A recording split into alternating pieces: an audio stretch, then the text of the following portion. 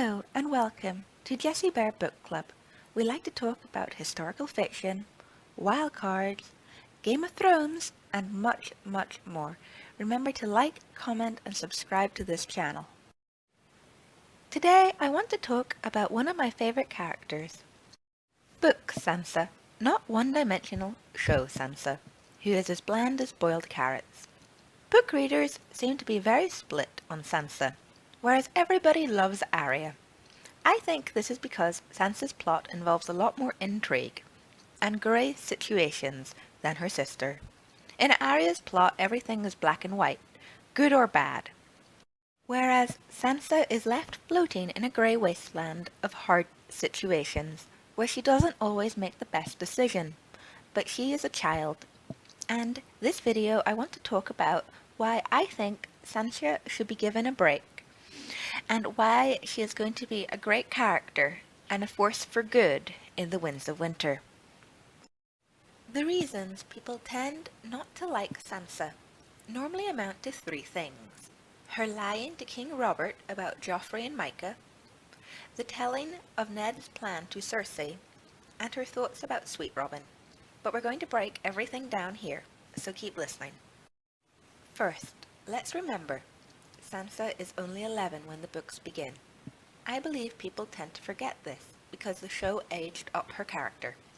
Sansa also came from a large family, having 5 siblings, and neither Ned or Catelyn seemed to have paid much attention to her. She was pretty and well behaved, and that seemed to have been enough for both of them, leaving her in the care of her septa, so they could focus their energy on their more difficult children. Getting Arya to behave and Bran to stop climbing would have been enough for most parents. But Ned also had to train Jon and Robb. Catelyn also seems to have only shown maternal affection for Sansa when she remained quiet and pretty. These characteristics seem to be Sansa's natural disposition, and which have become more dominant through training. Like a child only praised when they get good grades, they become obsessed with schoolwork like Sansa, or rebel like Arya. Though Sansa was relatively distant from both parents, this was not uncommon in aristocratic medieval families. Sansa seems to have had a very happy childhood, though. She would have preferred more singers at Winterfell. She thinks back fondly on snowball fights with Arya and Bran, and when she thinks she will marry Willis Tyrell, she imagines naming her children after her siblings. Her childhood seems to have been very sheltered, and mainly within the walls of Winterfell. She doesn't seem to have gone riding or hunting very much, or even to the winter town. Imagine Sansa as a child who was homeschooled. Sansa also seems very confused by her sense of identity, and you can see this in her choice of worship. She hops back and forth between her mother and father's religion, but she seems to be settling on the old gods. I think this is how she will get out of her marriage to Tyrion, by claiming it was not done in a religion she recognizes, and also it was not consummated. There is also a lot of symbolism at play in George R. R. Martin's books, and Sansa is no exception to this rule. George R. R. Martin loves to play with symbolism, and I believe lemon cakes hold a symbolic clue to Sansa's future. Lemons symbolize optimism, which Sansa has in abundance.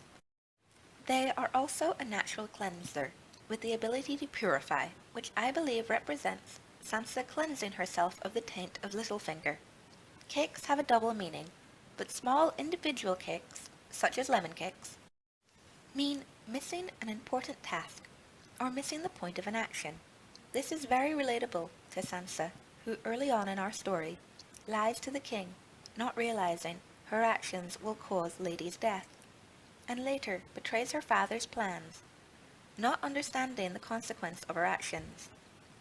Cakes also represent temptation and weakness, which may come into play for Sansa in the Winds of Winter, as we all know she likes the finer things in life.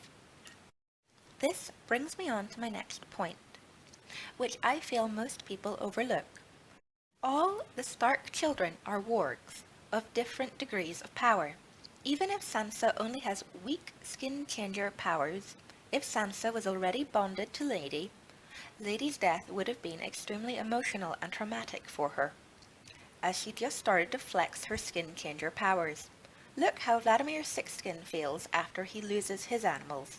Sansa must have felt something similar. Watching her father's execution must also have been profoundly emotional for her.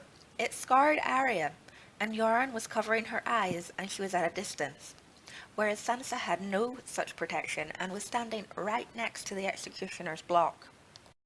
People tend to forget Sansa has also witnessed death all around her. Maybe not as close up and personal as Arya, but she has seen it. A lot of death, including her father, her aunt, and Sir Dontos who rescued her, and the Battle of the Blackwater. And, unlike Arya, Sansa has been the unprotected object of sexual desire and advances for years. Joffrey having the King's Guard strip her, the Hound waiting in her rooms after the Battle of the Blackwater with malicious intent, Tyrion groping her on her wedding night, and Marillion's advances on the Fingers. These scary situations have affected Sansa's relationship with desire to the point where she has nightmares and can't seem to separate fear from lust. I believe these experiences have affected Sansa to such an extent she will stay glued to Littlefinger, who in her naive mind is the best of a bad bunch, as he has only kissed her once. She doesn't seem to see his more sinister motives. People also tend to dislike Sansa because of her inner monologue about Sweet Robin, but she has been left aged 13 to mother a sickly 8-year-old who is a spoilt brat. He is her cousin, but that doesn't stop the fact he is a very unlikable child. If you have ever been asked to babysit a younger relative as a teenager, I think most people have thought at some point, I hope they calm down and leave me alone, using more colorful language. People also like to bring up that near the end of Game of Thrones, when Sansa is brought before the small council, she forgets to ask about Arya. Even I thought this was a little odd, not to ask about your sister.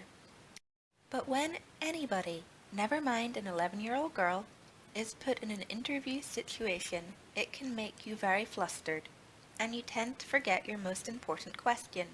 And for most people, this situation would be a job interview. But for Sansa, aged 11, it was a matter of life and death, concerning her family. Of course, she forgot to ask her questions. She also feels bad at the end of the chapter for forgetting to ask about Arya. I also think she never asks about Arya again, because she presumes Arya is dead, and doesn't want to deal with that, because she has a lot of other stuff going on at the time. There is also Sansa's marriage to Tyrion, which is upsetting by anybody's standards. But apart from their wedding night, Tyrion was quite kind to her. For me, the most upsetting bit of this chapter is when Cersei is helping an unknowing Sansa get ready for her wedding, and Sansa thinks Cersei is just being kind, and is so grateful it is pitiful, and it breaks my heart every time I read it. There is also Sansa's part in Joffrey's death. This is very important. She was complicit in the death of her first crush, who turned into her tormentor, and even though her part in his death was very small, she is horrified by it, though she recognizes that he deserved it. Would not this horrifying, significant event not have some psychological effect on her, like all the killing does on Arya? Sansa was also involved in the death of her aunt Lysa, and though she doesn't feel sorry for Lysa, knowing what Lysa was prepared to do to her, she still seems horrified by the events. She also seems very scared by what was done to Marillion. She acknowledges that he is not a nice person, but feels the blinding was a bit extreme. Not to mention the fact that Sansa had to lie to the Lords of the Vale about what really occurred to her aunt. This must have had a profound psychological effect on her in some way, shape, or form, as her brain is still developing. The man who rescued her just murdered one of her closest blood relatives in front of her. This must be horrifying for anybody. Because of what Sansa has experienced, I think, like her sister Arya, she is cut off from her emotions. Sansa Stark has made a lot of bad decisions, but I believe she has learnt from them, and she definitely knows what suffering is.